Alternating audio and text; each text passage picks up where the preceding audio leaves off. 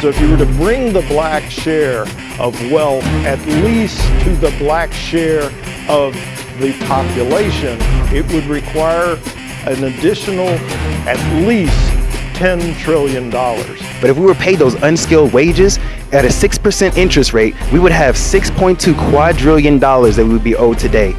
Reparations is the key. The story have black folks come and talk about what kind of hell they live and have people have to listen. Reparations will set us free.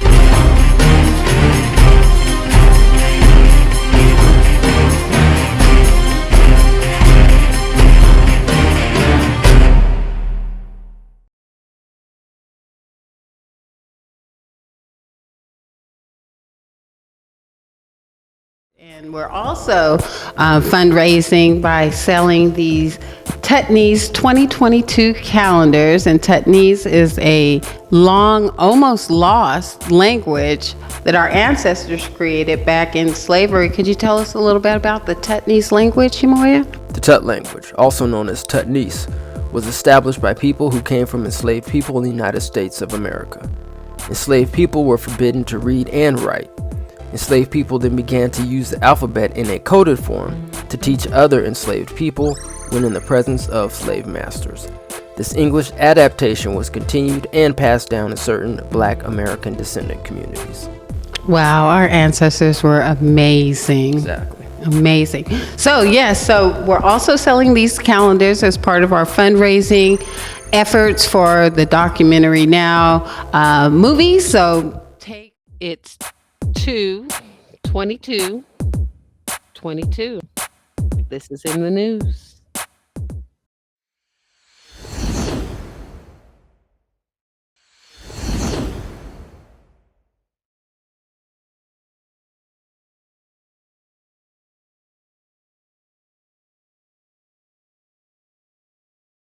Mali demands French European troops leave country immediately.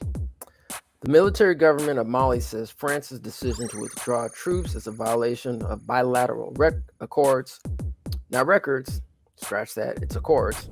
At the same time, the government says it wants French forces to leave Mali immediately. During an address from Elysee Palace Thursday, French President Emmanuel Macron said the withdrawal of French and European forces from Mali would take between 4 and 6 months. But Mali's military government has now asked that forces with Operation Barkhane and the Tabuka Task Force depart immediately. The French first intervened in Mali in 2013 in Operation Serval, which was aimed at taking back control of northern Mali from Islamists. Operation Serval was replaced by anti-insurgent Operation of Barkhane. The Takuba Task Force is a French-led European military operation of about 800 troops that was deployed in 2020. There are around 2,400 French troops currently in Mali. Tensions between the French and Malian governments have been rising for months. France has accused Mali of working with Russian mercenaries, and Mali expelled the French ambassador in January after France's foreign minister called Mali's government illegitimate. Mali suffered military coups in 2020 and 2021 and has been suspended from the African Union. Bye, French Lisa. That was French pretty bad. Lisa. That was pretty bad. But so what does that mean for Mali? Well, it looks like, from my understanding, it's really true independence, right? True independence where the Malian government and the Malian people will have full control without any oversight from any overseer. Well, are they still in danger from the Islamic hostiles? I don't know. I haven't. They'd rather deal with that than deal with these French overseers. So best of luck to Mali. Shout out to Mali. I think that's the same place the Mau Mau revolution that happened. I can't remember what year that was, but I think. Oh, I'm sorry, it wasn't in Mali. My fault. I think that was in Kenya. So, my bad. Anyway, next story. Yeah, well, congratulations on their newfound freedom. Next story. Worker fired after filming video of manager saying he had to mop the floor because he is black. Taco Bell employee revealed that he was fired after filming a video of his manager racist remarks about workers needing to mop the floor because they are black. The TikToker who shared the video said that it had been sent to her by the sister of the employee who had originally filmed the clip. In the video, the worker can be seen confronting the manager, but his bravery has backfired after he allegedly lost his job over the video. The manager at the Taco Bell in Lexington, Virginia, was seen in the viral video saying the employee's name is sweeping the floor because he is black. Another employee's name is mopping the floor because he is black. The employee, who prefers to remain anonymous, had asked his manager, "Why do you always have me sweeping and mopping?" before she launched into her racist tirade. If my video wasn't out there, well, quote, if my video wasn't out there, if I didn't have a video and it was just hearsay stuff, I don't think nothing would have happened, the worker told NBC 10. I think I still would have been out of a job and they would still be working there happily ever after. And I think we have a video clip of what was said, so you can hear it right out of Stephanie's mouth. Marcellus is sweeping the floor because he is black. Eric is mopping the floors because he is black. I'm hoping y'all heard that loud and clear. So her name is Stephanie and she works at a Taco Bell in Virginia. I had a young lady sent me that because her brother was working at this location, and yeah, you heard me right, was, because Stephanie fired him. So that was TikToker Kayla Nisi who broke that news there. So working while black at Taco Bell. Shout out to Taco Bell. No, but seriously. So we, talk about systemic racism and just not getting opportunities on the job. And this really just sums it up. Keeping the black workers doing menial tasks while she's a manager. And, this is her managerial ideology. Yeah, and this just goes back to the whole idea and the concept that we live in a quote-unquote post-racial society, when that absolutely is not the case. Not at all. All right, so Ivy League makes female athletes third-class citizens at swimming championships. This is an opinion piece. A man has been dominating women's Ivy League swimming this year, including the championships held this weekend at Harvard. Controversial transgender swimmer Leah Thomas won the women's 500 freestyle with a time of 4 minutes and 37 seconds. It was the fastest time ever recorded at Harvard's Blodgett pool for a women's sporting event. The woman with the best time in the event was Catherine Baroker, also from the University of Pennsylvania. She finished 7 seconds behind Thomas, who until recently competed in men's swimming at Penn. Recently, both the NCAA and U.S. Swimming announced changes to their policies regarding transgender athletes competing in sports. If the Ivy League followed these guidelines, Thomas probably would not have been able to compete in these championships. An actual woman would have won the championship in women's swimming. Yet, the Ivy League was insistent on allowing a male athlete to dominate the female athletes for whom the competition was created.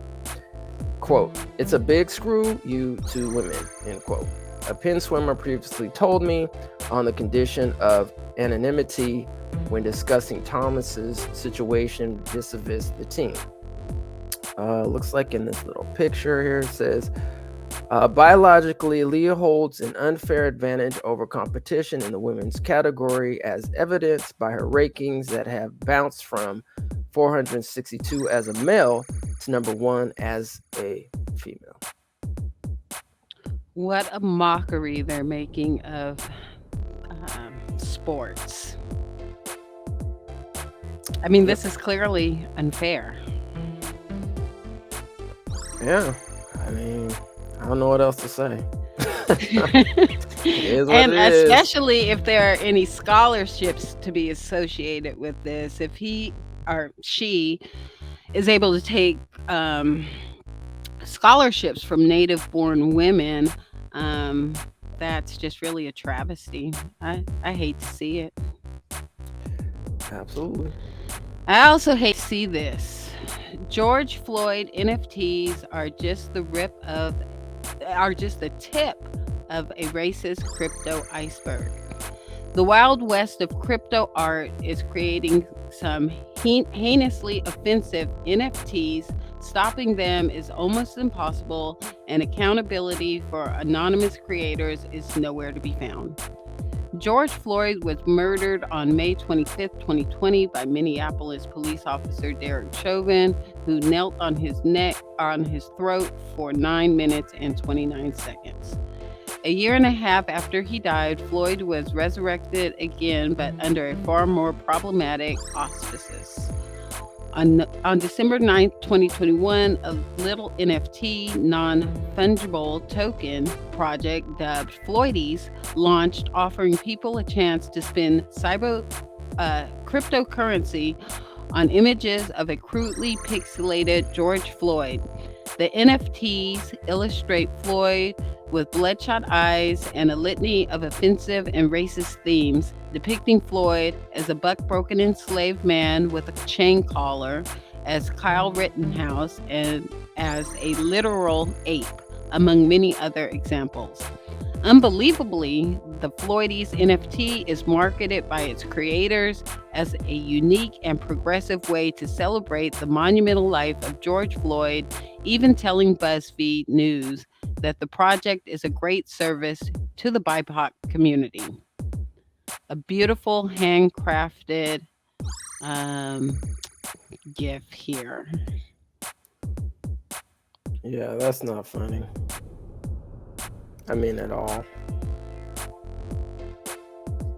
Nope, not at all. All right. I guess I'm taking this one. Yes. All right. Helping Hand hundreds of Americans could get $450 a month over 2 years. Here's who will qualify. Sacramento Mayor Darrell Steinberg is proposing a guaranteed basic income (GBI) for artists program.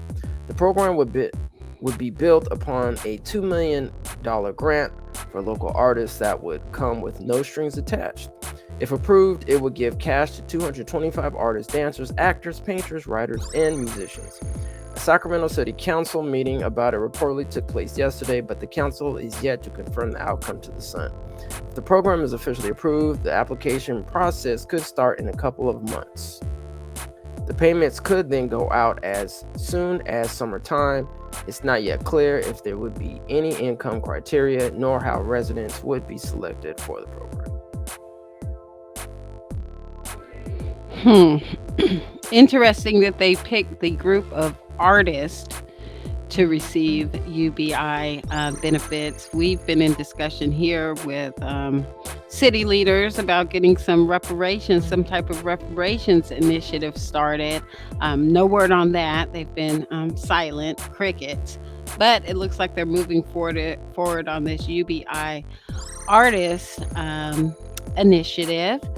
And they had a meeting about this the other day. I did not attend the meeting, but our production partner, Mark Freeman, KTI Media, was there. And he had a question about the artists that were being considered for this universal basic income. Of course, in this article, they list artists, dancers, actors, painters, writers, and musicians. He, of course, wondered, what about the filmmakers? This new film office that I've talked about in the city of Sacramento. I've given public testimony to the task force about the discriminatory hiring nature of that office, is wrapped under the arts and culture department. So it's just interesting that filmmakers aren't listed as,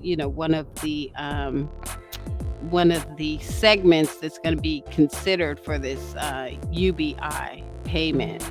And their answer to Mark when he asked, what about the filmmakers? They said, oh, well, the film office is already giving grants to filmmakers.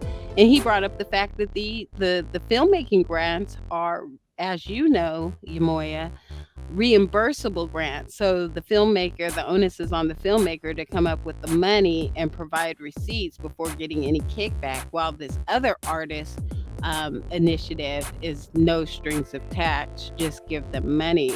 Do you have any thoughts on that? Because it's pretty baffling to me. Yeah, that's very interesting to have this kind of no strings attached grant. While if I could be wrong, but from my understanding, the grants that are being distributed through the Sacramento Film Commission are part of the Measure U money. Is that right? Yes, I believe that was in the application. Yeah. So, I mean, it's interesting how it's coming from that source, and it's supposed to be going to underserved communities and people in Sacramento. However, at the same time, there's that reimbursement clause in there that's like, okay, so you want people who are underrepresented, basically don't have any money, to come up with the money, and then you're going to reimburse them for the money that they don't have. So right. Yeah, I don't why even know the what to say. discrepancy? Why the discrepancy between that grant and this UBI grant? So Yeah, that's a good point. maybe that's a question that we need to ask. All right. Also in Sacramento, segregated Sacramento: how racial agreement shaped neighborhoods and quality of life. The Sacramento region is built on race covenants that prevented people of color from living or purchasing property in certain neighborhoods. A Sacramento urban sociologist discovered the root of the problem in the region and says it has to do with a racial divide and an inequality. Hernandez has a PhD from UC Davis and over 30 years in the real estate industry. He has dedicated most of his life to studying and understanding social problems that affect neighborhoods and quality of life. His passion came from his own experience of being born and raised in Oak Park. Quote, it was pretty much the worst place in the county, and I can remember that in third grade, I wanted to study why this happened and how did this come to be, Hernandez said. Hernandez gave ABC 10 data to compare neighborhoods in Census Tract 28 Oak Park to Census Tract 24 Land Park. In Land Park, the median household income is $141,000. And in Oak Park, the median household income is $44,000. In Land Park, nearly 70% of people have a bachelor's degree or higher. And in Oak Park, it's 17% who have a bachelor's degree or higher.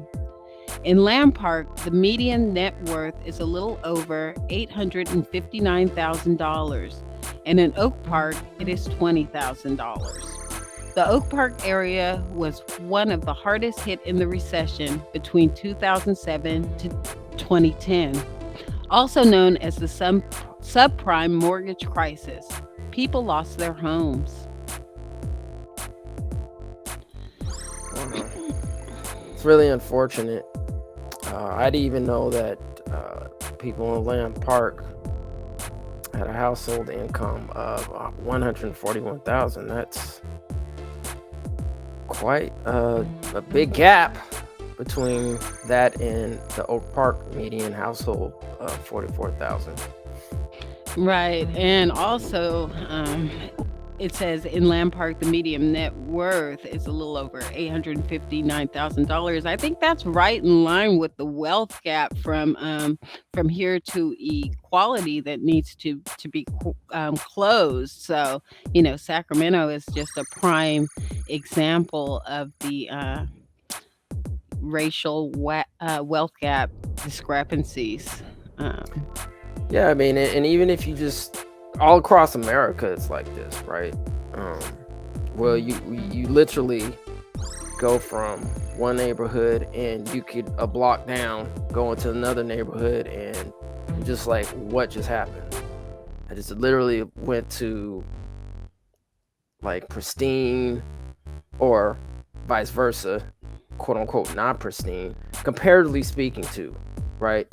I don't think Sacramento it has some areas that are a little bit more sketchy than others for sure. But it doesn't have to be that way, and it shouldn't be that way. It shouldn't be that way. In Sacramento, they just keep on talking about equity. Oh, what do we do about equity? Oh, woe is us. Oh, woe is us. What are we going to do? Well, maybe one thing you could do, like for instance, looking at the household income, like 141,000 versus 44,000, maybe some of these executive level management positions that largely go to white people. I mean, maybe you could shave a little bit off and put a little bit more on the people that aren't making as much money. Even, $20,000 is still not going to hurt the person making $141,000, but it would help the person making $44,000. I mean, people are just going to have to give up some power and some money in order for equity to work. Otherwise, it's not ever going to. Yeah, when we talk about household, right? Normally, that's not all the time, but it's usually 4 people, or at least a 2-person income coming into the household. So, I mean, if you're looking at 44,000, and I'm just assuming, so this is just an assumption. I have to look at the study that what's his name, Hernandez did, but normally it's 2 people. So I mean 44,000, so even if you divide that in half, that's around 22,000, right? Yeah. So, if you're just looking at it in terms of the household, I was just thinking like one person, because I know that film commission job, they make roughly $137,000 a year by themselves. So yeah. All right. First Black-owned restaurant in the United States, Jones Barbecue Diner, a white 2-story family home, isn't much different from other houses around. The main difference is the home, located in Marianna, Arkansas, has a bar and restaurant on the first floor. As you approach it, you can read Jones Barbecue Diner. Despite the sign in the front that also reads since 1964, the bar started operating back in 1910 and is considered the first ever Black-owned business in the country. The current owners, James and Betty Jones, transformed the first floor of their family home into a bar in 1964. However, James' grandfather started selling barbecued meat from the same house in 1910, followed by his father opening a hall on the wall and serving customers food. To this day, the couple uses James's grandfather's recipes to marinate meat and cook food, but no one knows the secret sauce recipe apart from James, not even his wife, Betty. Jones Barbecue Bar doesn't have a website, but you can read reviews online. Users praise the food, and in particular sandwiches and slaw. I think slaw is also coleslaw. Unfortunately, due to a horrible fire, 70% of the cooking area of the bar has been destroyed. The good news is Jones' business survived and is operational again. Wow, that is good news. That is good news. That's quite a bit of history there. Good for them. If we're ever out in Arkansas, have to check it out. Arkansas. Arkansas. All right. Let's see. Okay, the big news for today is the Pluto Return, the end of Caucasian supermajority. Pluto's return is happening today, 2/22/22. Here's what it's all about. Plutonic upheaval. Each point in the sky rules a specific sign. So when that point is in that sign, its energy is strongest and its effects last the longest. When the point is in a different sign than its rulership, especially a sign that is also very different in terms of element and expression, the impacts can be just as profound as what would happen when the point is in the sign of its rulership. Pluto is something of a special case since it rules death, transformation, and regeneration.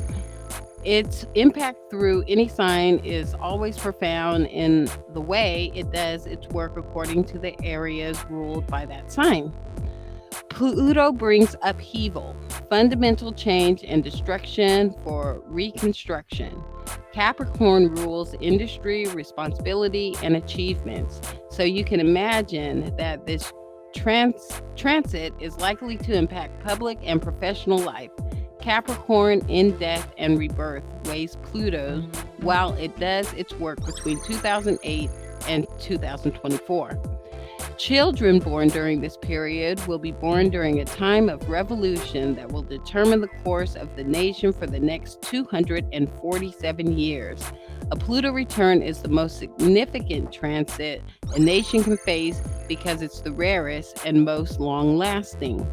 When Pluto entered Capricorn in 2008, the United States and the world were in the throes of the Great Recession, which began in the late 2007, with the collapse of the housing market and the subprime mortgage crisis in the U.S. between 2007 and 2009. Global gross domestic production, GDP, declined by 5.1%. Numerous bank failures engulfed the news and sent the world economy into a tailspin. So it sounds like there's going to be some kind of a reset to the, financial markets, depending on this astrological event that's taking place. Found a little TikTok video of someone who kind of just sums it up in layman's terms. Let's take a look. I have like one more year of capitalism left in me.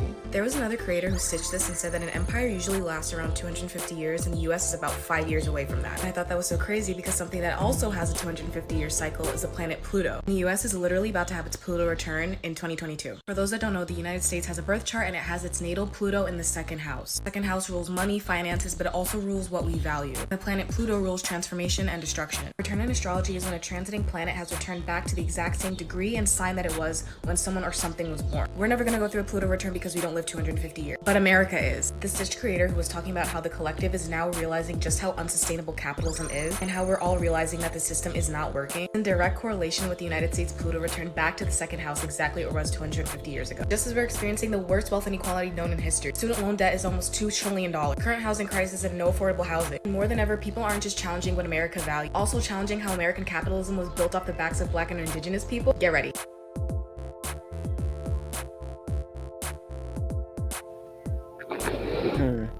Okay, so that's happening today. The great reset, great financial reset. You ready for it?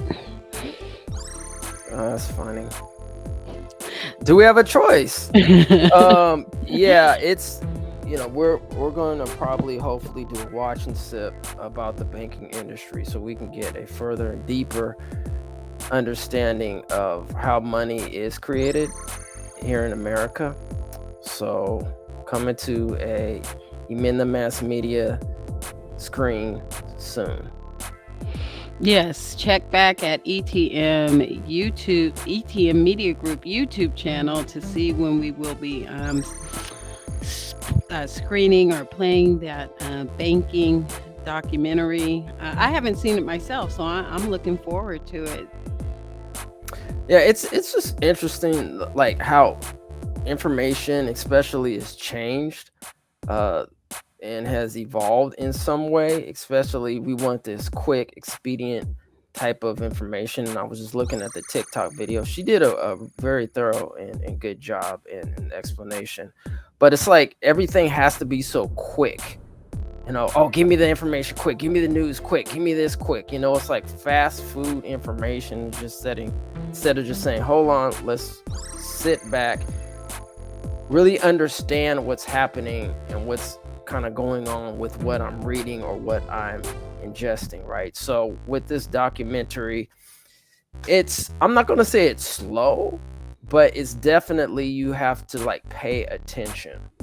And it's just not like wham, wham, wham, wham, wham, wham, just all this information being thrown at you. But it's well done, and I think it does a great job of explaining how the current, especially in America, maybe globally too, we can probably extend it to the global phenomenon, the global monetary phenomenon, I should say, today. But yeah, capitalism, the way that it's going, unfortunately can't sustain itself the way that's going. It's going to either explode or implode. Definitely unsustainable. So I look forward to absorbing the information from this banking movie. So yeah, Tam, keep checking back and see when that'll happen. Maybe sooner than you know. But I think this Pluto's Return is interesting, that it's happening during the year that we have the first ever reparations task force and legislation out here in California, studying the impacts of slavery, that pretty much matches up with these numbers that we're looking at here. Pretty much matches up with the numbers of slavery here in the United States. Yeah, it's definitely an interesting, I'll just say, coincidence. Okay. All right. So if you're interested in Pluto's Return, there's a lot of information out there on it right now on the TikTok and YouTube. So take a look and, learn. Yep, and check us out. I guess what is it? The task force is on the 23rd, coming up, and the 24th, which is tomorrow. Yes, tomorrow and the next day, there's going to be a 2-day task force meeting. So be sure to, set your reminders for ETM Media. We will be streaming both days of this next task force meeting, and it's really going to be paying homage to all of our rich Black history. Yep. And that is in the news.